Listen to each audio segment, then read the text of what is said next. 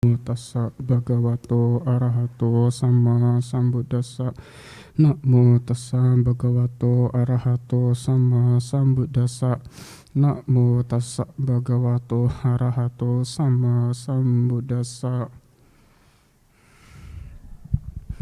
Ya, Bapak Ibu dan teman-teman sedharma, selamat pagi, namo buddhaya.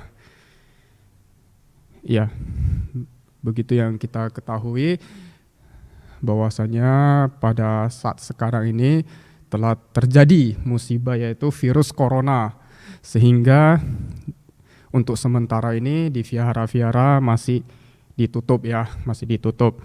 Jadi bukan begitu kita tidak dapat mendengarkan Dhamma Desana ataupun tidak dapat mendengarkan Dhamma ataupun bahkan belajar Dhamma. Semua itu bisa saja terjadi pada saat sekarang. Ya, begitu juga dengan Dhamma Desana yang Bapak Ibu ataupun teman-teman mendengarkan dengan cara yaitu streaming. Dan streaming ini baru-baru dipopulerkan sekitar 2 tahun atau 3 tahun yang lalu, di mana streaming ini sudah menjadi sebuah pekerjaan, bahwa ada yang menjadi sebuah pekerjaan seperti YouTuber dan lain sebagainya. Nah, jadi kesempatan pada pagi hari ini di sini Bante ingin membawakan Dhamma dengan judul yaitu 84.000 jalan Dhamma untuk mencapai kebijaksanaan.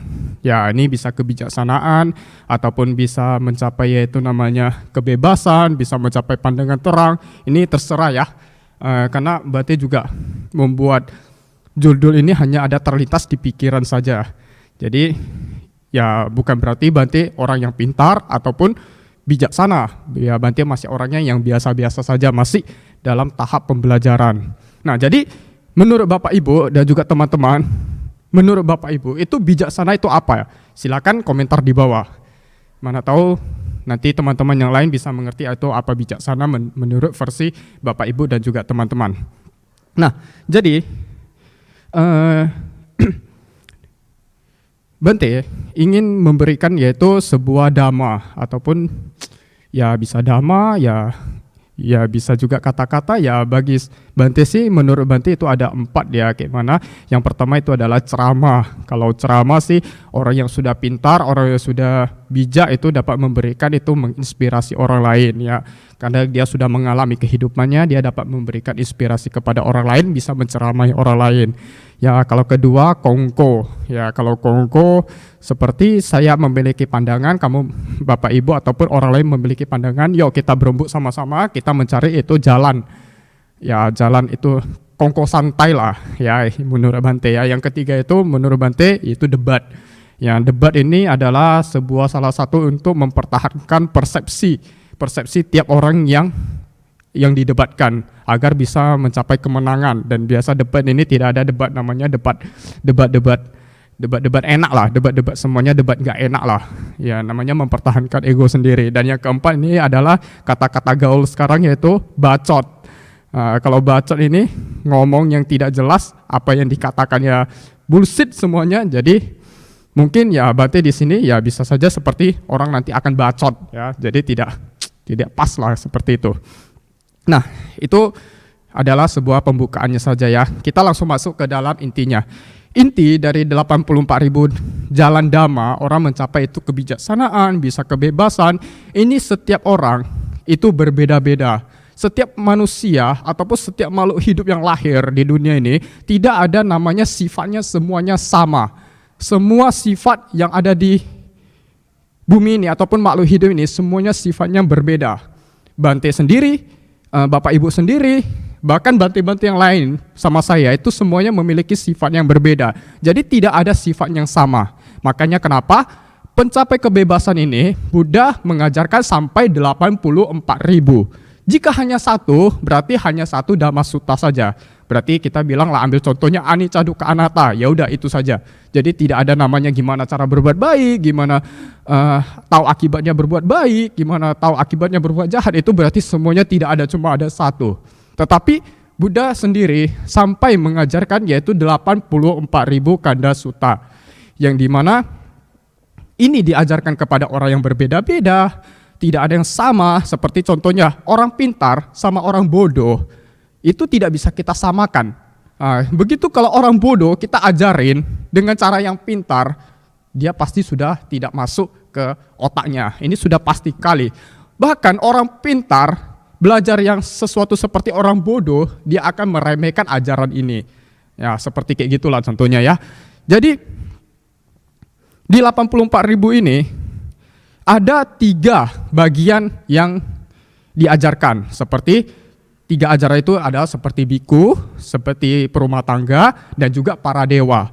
Ya, orang dewa, kalau ngomong kepada dewa, manusia gimana bisa taunya, seperti itu contohnya. Jadi di 3 sutta ini itu terdapat menjadi 3, yaitu pertama Vinaya Pitaka, yang kedua Sutta Pitaka, dan yang ketiga Abhidhamma Pitaka. Nah, jadi Vinaya ini ada terbagi menjadi 3, di mana terdiri dari 21.000 Vinaya Pitaka. Banyak ya? Ya, banyak sekali. Dan Sutta Pitaka juga terdiri 21.000. Dan Abhidhamma itu adalah 42.000. Ya. Dan juga seperti yang Bhante katakan, kalau satu sutta saja, seperti Karania Metta Sutta itu hanya 1 sutta. Apalagi ya, Manggala Sutta itu baru 2 sutta. Ini berarti ada 84.000 sutta. Jadi banyak sekali. Jadi ya jangan sok jago lah gitu, jangan sok pintar lah gitu, bahwasanya apa yang saya pelajari semua orang juga bisa gitu ya. Tidak semua orang bisa. Ya, seperti Bhante contohkan. Seperti contohnya Bhante kasih contoh seorang kondanya, ya Bapak Ibu pasti tahu lah ya kondanya itu siapa. Kondanya itu adalah biku yang pertama kali itu mencapai tataran kesucian, yaitu ada 4 kesucian ya, yaitu kesucian yang pertama itu adalah Sotapanna, kesucian yang kedua itu adalah Sakadagami, ketiga Anagami, dan keempat Arahat. Nah, dan itu dia mencapai Sotapanna ketika Buddha sudah mencapai penerangan sempurna, mencari untuk belajar bersama kepada Buddha, dan Buddha mengajarkan yaitu tentang 4 kebenaran mulia. 4 kebenaran mulia itu baru bisa dicapaikan oleh kondanya, itu hanyalah tahap pertama kepada 5 pertapa. Jadi yang kelima itu, yang keempat itu belum mencapai apa-apa. Itu harus diajarkan berulang dan berulang kali. Ya, seperti itu ya. Jadi tahapan kita belajar itu juga terdiri dari 4. Yang itu pertama itu yang 4 itu adalah di mana kita belajar langsung pintar. Yang kedua itu kita belajar harus berulang kali. Yang ketiga itu harus berulang dan berulang kali agar kita bisa mencapai kepintaran itu. Dan yang keempat ini adalah tidak bisa lagi. Jadi ibaratnya seperti bunga mawar yang berkembang di atasnya, di atas permukaan air, di tengah-tengahnya lah ya. Dan yang ketiga itu adalah di bawah air tetapi belum dasarnya, dan yang keempat itu sudah di dasar air tersebut. Nah jadi begitu juga dengan kita gimana kita bilangnya, bahwasanya kita belajar ataupun kita mengerti, kita mau menjadi seorang agama Buddha, itu juga kita semuanya memiliki cara yang berbeda-beda. Tidak ada memiliki namanya semua cara yang sama. Meskipun ada yang sama, tetapi ada yang berbeda-beda juga. Seperti contohnya, dia belajar agama Buddha ingin mencari ketenangan. Ada yang dia ke vihara ingin mencari pergaulan. Ada yang lain sebagainya. Ada yang, maaf cakap lah, cari jodoh gitulah ya. Ada yang seperti itu juga. Jadi kalau kita belajar Dhamma itu, ya itu sangat terbuka sekali. Tidak ada namanya satu hal kamu ke vihara ataupun kita belajar Dhamma hanya untuk satu hal. Tidak seperti itu. Orang mencapai ketenangan, orang mencapai kebahagiaan itu memiliki sifat yang berbeda-beda. Ya seperti tadi berarti ngomongnya, kita kasih contoh seperti seorang biku Culapantaka. Ya mungkin Bapak tahu ya, ataupun teman-teman yang tahu ya itu Culapantaka seperti apa ya. Seperti yang Bapak Ibu sudah pelajari, bolehlah komen di kolom komentar itu Culapantaka siapa. Ya, Culapantaka itu adalah seorang biku yang kita kenal pada saat sekarang itu. Sebelum dia mencapai arahat, dia adalah biku yang ibaratnya maaf kata ya, goblok lah, bodoh lah gitu. Bukan berarti batinnya itu tidak bisa menerima kebaikan ya. Jadi bodoh itu sama batin yang baik itu sudah berbeda. Ya seperti kalau bodoh kita kan masih bisa dipelajari ya kan. Kalau batin itu ya ini harus dilatih seperti itu. Jadi seorang Culapantaka dia adalah terkenal dengan biku yang pada saat itu adalah bodoh. Ya, kurang bisa memahami syair-syair Dhamma lah, tetapi dia sangat menyukai Dhamma, dia sangat menyukai kebaikan. Bahkan kakaknya sendiri ataupun abangnya sendiri itu sangatlah pintar. Nah, jadi orang pintar mengajarkan kepada orang bodoh, tetapi jalannya tidak sama ataupun tidak sesuai, orang bodoh tersebut tidak bisa memahami, yaitu namanya kebijaksanaan.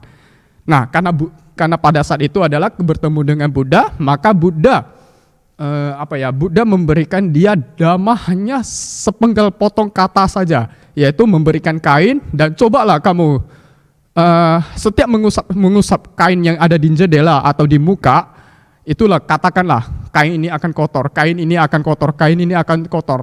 Dan begitu dia mengusap, mengelap, dia sudah mencapai titik, yaitu nama titik kebenaran tertinggi, yaitu titik arahat. Kalau saya mungkin tidak akan bisa. Ya, mungkin Bapak Ibu yang di sini setiap hari mengepel, setiap hari mencuci ataupun setiap hari sapu juga tidak akan mencapai hal tersebut itu. Tetapi itu bukan menjadi penghalang kita ya, tetapi itu adalah ajaran yang tidak sesuai ataupun tidak pas dengan kita seperti itu. Nah, jadi ini ada contoh keduanya lagi. Contoh kedua itu namanya adalah Bahia. Nah, Bahia ini adalah seorang siswa murid dari Sang Buddha yang sangat cepat memahami Dhamma. Ya kalau kita sendiri baca berulang-ulang kali ya tidak akan bisa seperti itu ya. Karena kenapa? Ya kita harus berlatih karena mereka sudah ada namanya himpunan karma untuk cepat menangkap apa yang diajarkan sama Sang Buddha. Seorang Bahia, kita kembali lagi, seorang Bahia itu dapat cepat menangkap Dhamma seperti gitu. Seperti yang Buddha sampaikan kepada Bahia. Bahia, ketika kamu mendengar, itu hanyalah mendengar. Ketika kamu melihat, itu hanyalah melihat. Ketika kamu berjalan, sadarlah itu hanya berjalan. Nah, pada saat itu seorang Bahia langsung mencapai yaitu namanya tingkat kesucian arahat. Kalau saya, nggak mungkin gitu ya. Nggak sampai seperti itulah gitu. Karena kenapa? Karena apa yang kita pelajari itu berbeda-beda. Ya, apa yang kita tanggapkan itu Dhamma itu adalah orang berbeda-beda. Ya, seperti orang membanggakan yaitu namanya Abhidhamma. Abhidhamma adalah pelajaran yang sangat mutlak sekali, yang sangat benar sekali. Sedangkan yang Sutta Pitaka itu adalah tidak benar gitu. Winaya Pitaka itu tidak benar. Ini adalah ajaran yang sangat benar adalah Abhidhamma. Ya, tidak seperti itu. Ya, Abhidhamma itu adalah ajaran yang baik. Sutta Pitaka itu juga ajaran yang sangat baik. Begitu juga dengan Winaya Pitaka, itu adalah juga ajaran yang sangat baik. Ini hanya tergantung di mana orang yang menerimanya saja. Jika orang bisa menerima Abhidhamma, berarti Sutta Pitaka tidak baik. Berarti kita jangan menjelekkan Sutta Pitaka dong. Ya, sampai sekarang saya Abhidhamma aja saya tidak bakalan bisa. Bukan berarti orang yang pintar Abhidhamma itu saya menyingkirkan, tidak seperti itu. Nah, maka ya ini terdapat menjadi 84.000 kanda sutta. Ya, yang dimana Winaya, Sutta, dan Abhidhamma. Dan juga ada orang lagi mengatakan, Biku Jawana Dhammo, itu kalau ceramahnya itu tidak bagus, meskipun topiknya bagus. Ya memang, karena kenapa? Manusia yang mendengar ataupun manusia yang ada di dunia ini sangat banyak sekali. Tidak semua orang bisa menerima satu topik yang sama ataupun orang yang berbicara dengan hal yang sama. Mungkin kalau saya mengatakan seperti ini, ada orang bilang jelek, mungkin orang lain akan bilang bagus. Ya, seperti itu juga. Begitu juga dengan Buddha sendiri. Bahkan Buddha memberikan ceramah, ada yang tidak suka dengan ajarannya. Contohnya itu sebagai 6 petapa. Ya itu wajar saja. Inilah logikanya seperti itu. Ya, kira-kira itu. Sampai jam berapa? Jam 11. Ya, ternyata saya baca udah mau jam 11 ya. Jadi 10 menit lagi ya. Ya. Ini ada tanya jawab enggak? Ya, kalau nggak ada tanya jawab ya Bante akan melanjutkannya lagi di mana ya? Karena Bante singkat saja ya, seperti ya Bante yang katakan seperti Bapak Ibu dan teman-teman ya kita harus melihat 84.000 dhamma itu dengan bijak ya. Tidak bukan untuk orang lain. 84.000 itu adalah untuk kita sendiri. Bahkan 84.000 aja tidak bisa kita katakan untuk sekarang saja. Ini Bante hanya mengambil yaitu pada saat itu. Bisa saja lebih. Karena kenapa? Kita harus tahu perubahan zaman itu ada. Tidak semua zaman itu saja. Perubahan zaman itu ada. Kelak juga akan menjadi perubahan. Jadi kita harus dengan cerdas ataupun harus dengan bijaksana kita melihat perubahan-perubahan itu. Nah, Bante lanjutkan lagi. Ya.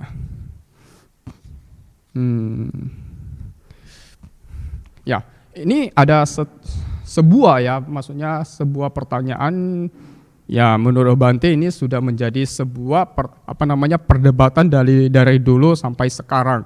Ya, seperti apa perdebatannya? Sepertinya vegetarian seperti itu ya, vegetarian, bahwasanya vegetarian itu bagus ataupun latihan itu bisa gimana ya. Berarti Bapak Ibu tahu ataupun teman-teman tahu bahwasanya itu semuanya itu sudah menjadi sebuah namanya perdebatan ya pada saat itu. Pada saat itu bukan perdebatan, tetapi ada seorang yaitu namanya Dewadatta. Tentu saja Bapak Ibu semuanya sudah tahu Dewadatta itu siapa. Dewadatta itu mengajukan pertanyaan kepada Buddha. Ada 4 pertanyaan tersebut, yaitu permintaan lah, bukan pertanyaan, permintaan. Yang pertama itu seorang biku itu harus vegetarian, tidak boleh makan daging. Dan yang kedua itu seorang biku itu harus tinggalnya di hutan, tidak boleh tinggalnya di vihara ataupun di rumah gitu. Yang ketiga seorang biku harus menerima hanya makanan yang ada di patah, tidak boleh menerima makanan yang dari di luar lain. Ya, perlu Bapak ingat ini kebijaksanaan bukan untuk orang lain tetapi untuk kita. Jadi kalau orang lain ya orang lain tidak sesuai dengan kita, bukan berarti kita tidak sesuai dengan orang lain, ya kita yang kita. Karena kebijaksanaan yang ada di batin ini bukan untuk orang lain, ya, tetapi ini untuk kita, untuk diri kita sendirilah. Nah, jadi Buddha mengatakan, ya, kalau biku yang tidak bisa menjalankan praktek seperti itu, apakah dia akan mencapai kebebasan? Tentu saja tidak akan bisa, ya. Bagi biku yang ingin menjalankan praktek hidup tapa yang keras ataupun di hutan seperti itu, silakan. Bagi yang tidak bisa, mau gimana? Ya, karena kenapa? Karena kebijaksanaan ini tersebut bukan kita bilang kebijaksanaan ataupun kepintaran yang kita bisa mengingat atau tahu semuanya. Karena kebijaksanaan yang kita tahu itu adalah di mana kita dapat mengkondisikan duka ya duka, anicca ya anicca, anatta ya anatta, ataupun sebab-sebab dari semua tersebut. Jadi kalau pintar, ya orang pintar ya lebih pintar dari orang bijaksana. Karena kenapa? Orang bijaksana dia belum tentu bisa mengkasih ide-ide tersebut. Seperti contohnya Asaji dan juga siapa namanya satu lagi Sariputta. Mohon maaf Sariputta, Asaji dan Sariputta. Ketika Sariputta menanyakan kepada Bante Asaji, Bante, apa yang sudah guru Bante ajarkan pada saat itu? Ya, Bante Asaji ngomongnya, saya tidak belajar banyak dari Buddha, yang saya tahu hanya sepenggal saja. Nah, lalu Sariputta menanyakan, oh cobalah menguraikan sedikit kata saja apa yang Buddha sampaikan pada saat itu. Jadi dia hanya menguraikan segala sesuatu yang terjadi, segala sesuatu yang yang terjadi pasti ada sebabnya dan akan menghasilkan akibatnya. Pada saat itu seorang Sariputta langsung mencapai yaitu titik penerangan Sotapanna. Hanya saja seperti itu. Kalau saya sih tidak akan bisa seperti itu. Kalau Bapak Ibu coba ya tulis di komentar di bawah apakah bisa hanya seperti itu. Coba, mana tahu ya bisa kan, syukur gitu kan. Nah, jadi itu ada lagi seorang umat perumah tangga, itu ada di 84.000 Kanda Sutta, silakan dicari kalau apa. Seorang umat perumah tangga menanyakan kepada biku senior tentang dhamma lah, isinya bersifat dhamma. Biku senior tersebut yang sudah mencapai arahat bahkan tidak bisa menjawab apa yang ditanyakan kepada seorang umat perumah tangga. Jadi ya seperti itu, bukan berarti orang yang sudah mencapai titik titik araha itu bisa semuanya. Jadi kebanyakan ada yang dia bisa mengajarkan, ada yang dia bisa tahu hanya dia diri sendiri saja.